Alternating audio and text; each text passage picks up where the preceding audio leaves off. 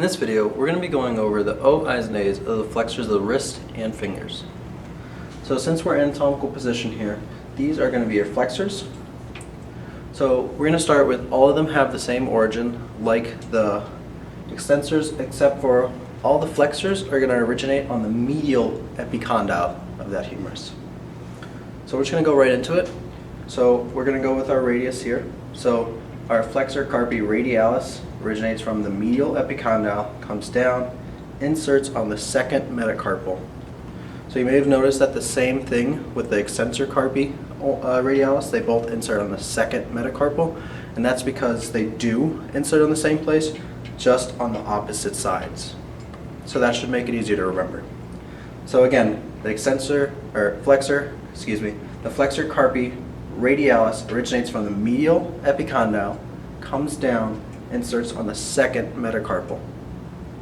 From there, we're going to go to the flexor digitorum, originates from the medial epicondyle, comes down, inserts on digits 2 through 5, and it's going to flex the digits.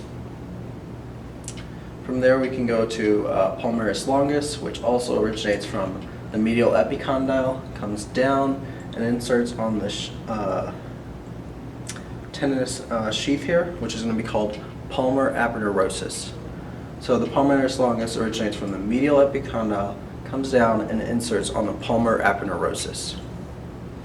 And finally here we have the flexor carpi ulnaris originating from the medial epicondyle, coming down, and inserting on the fifth metacarpal. And that's going to flex the wrist, as well as the Palmaris Longus. So all these flex the wrist except for the digitorum, which flexes the digits. So again, flexor carpi radialis originates from the medial epicondyle, inserts on the second metacarpal. Flexor digitorum originates from the medial epicondyle, inserts on digits 2 through 5. Palmaris longus originates from the medial epicondyle, inserts on palmar aponeurosis. And lastly, flexor carpi ulnaris originates from the medial epicondyle, inserts on the fifth metacarpal, and all of them flex the wrist except for digitorum, or flexor digitorum, which flexes the phalanges. That's it.